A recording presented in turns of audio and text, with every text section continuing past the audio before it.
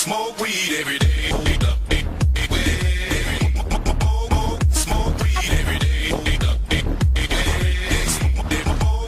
There it is. There he is. Please give me the controller right now. This level's really fun on Legendary. It's not hard believe at all. There's plenty of grenades. And what you're going to see if I think we'll have screenshots on IGN now, or if not now, very soon.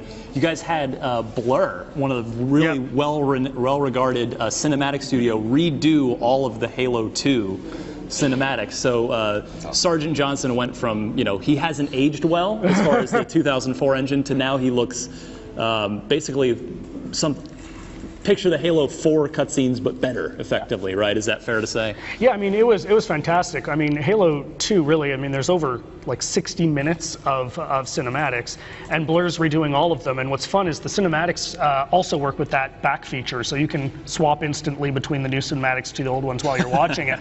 But the other thing we did with Blur, which is really interesting, is that we've created an intro and an outro, if you will, that's going to kind of start to tease to what we're doing with the next Halo in terms of storyline and things like that. That was a big thing that people enjoyed in the first anniversary with the terminals in particular, was we started teasing some of the Halo 4 storyline.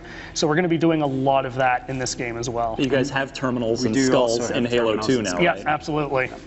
Like there's Halo 2 anniversary. We'll get into and as you can see, I mean, you can swap through these chapters really easily. You can select whatever it is that you want to play.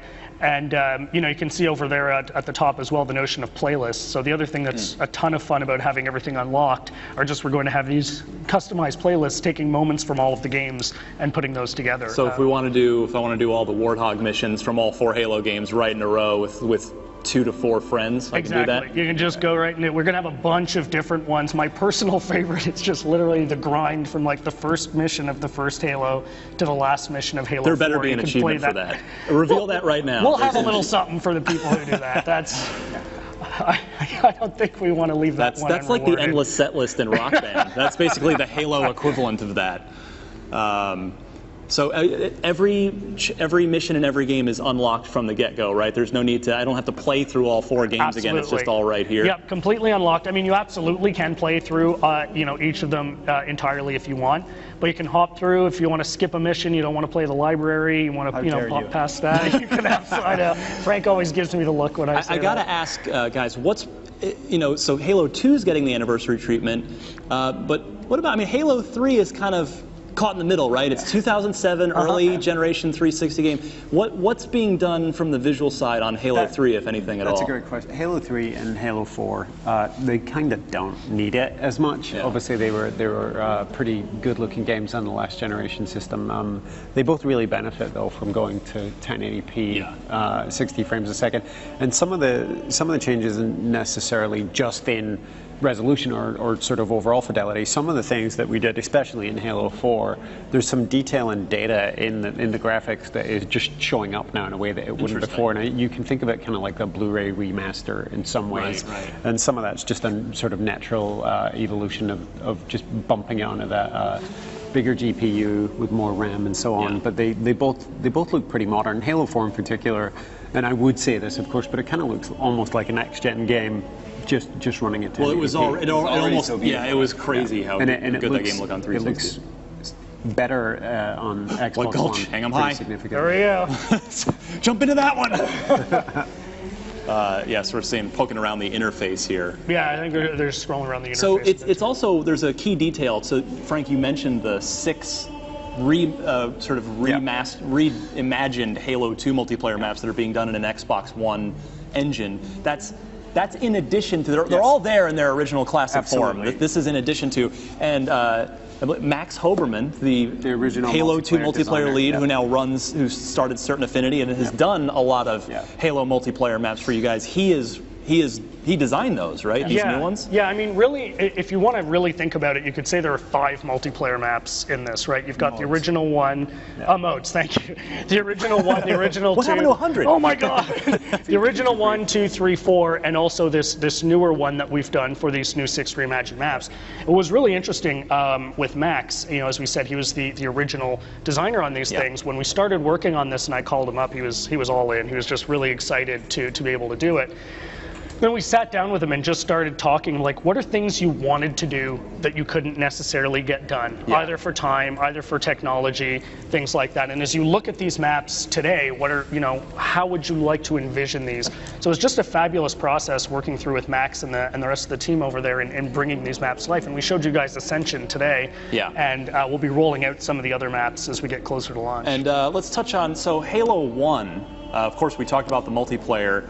The campaign, it is the anniversary edition of the Halo 1 campaign. So with that one, it sounds like it's not being given maybe the full Halo 2 style treatment where it's built for Xbox One, but it is the switch back and forth between classic and the sort of modern, the refreshed look we saw a few years ago. Absolutely, yeah. So it's the same one we launched at. Here we go. We're in the Cairo station. 1080p, 60 frames. So you know what? I wanted to ask you guys this. I believe you had confirmed this for me earlier. 2-player online co-op for the first time in the Halo campaign, correct? Halo 2 campaign. That's right. Yeah, we're going to have that for in particular for 2, 3, and 4. Yep. We're going to have those across the board on those, which is going to be a tremendous amount of fun. Similar for Forge as well. You're going to be able to Forge on 2, 3, and 4. Awesome. Forge on 2? That's correct. How is that possible? That's more the magic. Yeah, I know. I saw some speculation just before we got here, actually, like people wondering if we were doing Forge for those or not. And yeah, we absolutely are. Yeah, when I met with you guys just a few weeks ago, you hadn't confirmed it, and I put it in my. I have a big preview piece that breaks down everything on IGN right now. I need to actually go in and update that with some good news. I want to keep you going. Yeah, no, so absolutely. So when we spoke, what was it, 3 weeks ago? Yeah, something like that.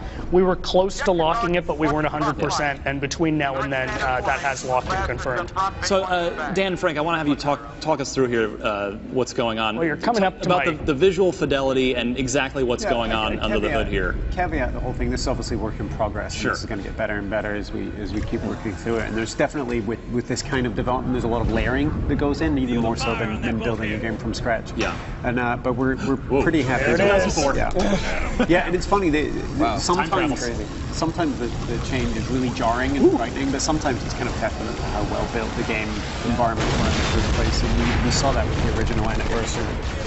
But yeah, and the other thing is the switch is instant now. Previously there was a little bit of lag as you switch between the memory and screen buffers, and now that switch is 100% instant. You can do it in the middle of a firefight and survive. So are these Elite and Grunt models built off? Are these the Halo 4 ones? Are these all new models that have been done for the enemies? So we grabbed from a number of different games actually to pull them together for this. So you can see there's a pretty stark difference even between the characters here as you're swapping back and forth.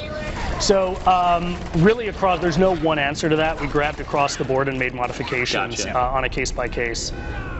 But yeah, you can really tell that swap. One of the things we wanted to do, people really enjoyed that swap so much. And we wanted to evolve that as well for Xbox One. As Frank alluded to, there was that fade in, fade out on the first one, and we've just got obviously more power to work with now. So a big thing was just to make that swap instantaneous. Frank, this is something in particular that I've talked to you about before.